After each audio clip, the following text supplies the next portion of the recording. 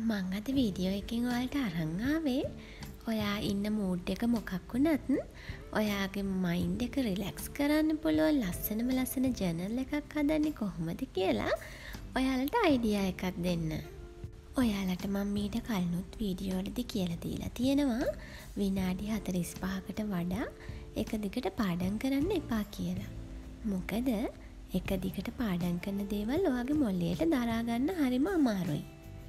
ඒක නිසා එක දිගට විනාඩි 45ක් පාඩම් කරලා විනාඩි 10ක විතර බ්‍රේක් එකක් ගන්න. ඒ බ්‍රේක් එක අතරතුර මේ වගේ ජර්නල් එකක පිටුවක් නිර්මාණය කරන්න try කරන්න. ඒකෙන් ඔයාගේ මයින්ඩ් එක රිලැක්ස් වෙනවා වගේම කලින් පාඩම් කරපු දේවල් මතකයේ ගබඩා කරගන්න උපකාරී වෙනවා. ඊට පස්සේ ආයෙත් පාඩම් කරන්න ගන්න. ඒ වගේම තමයි පාඩම් කරන්න කම්මැලි අයටත් මේ ක්‍රමය භාවිතා කරලා බලන්න පුළුවන්. මේ ක්‍රමය නිසා ඔයාලගේ කම්මැලිකම නැති වෙලා යනවා වගේම ඔයාලට වැඩියෙන් පාඩම් කරන්නත් හිතෙනවා. ඒ වගේම තමයි ඔයාගේ නිර්මාණශීලීත්වයත් වැඩි වෙනවා මේකෙන්. ඒ වගේම ඔයාලගේ ජීවිතයට බලපාන ප්‍රශ්නයක් එන ඕනම වෙලාවක ඒ ප්‍රශ්නේ ගැන හිතා අඬ ඉන්නවට වඩා මේ වගේ ජර්නල් එකක් කරන්න ගන්න.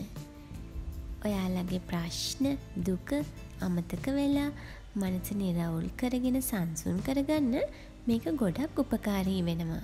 මේ වගේ දෙයක් කරන්න පුරුදු වුණාම ජීවිතයට එන ප්‍රශ්න මහන්සිය අපිට ගොඩක් බලපාන්නේ නැහැ.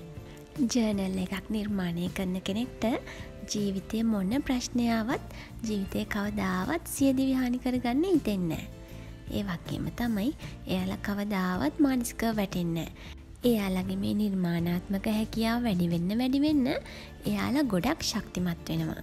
ඒක නිසා ඔයත් අදම පොතක් අරන් මේ වගේ දෙයක් නිර්මාණය කරන්න පටන් ගන්න. මේ වීඩියෝ එකේ තියෙන තරම් ලස්සන පොත් ස්ටිකර් ඕනේ නෑ. අපිට තියෙන විදියට සාමාන්‍ය පොතක් අරගෙන පත්තර මැගසින් වල පින්තූර ඇඳුම් වල ටැග් වෙඩින් කාඩ් වගේ දේවල් මේ සඳහා උපයෝගී කරගෙන අපිට පුළුවන් ලස්සන ජර්නල් එකක් නිර්මාණය කරලා බලන්න. ඔයාලා try කරලා බලලා ඔයාලගේ අදහස් පහලින් කමෙන්ට් කරන්න.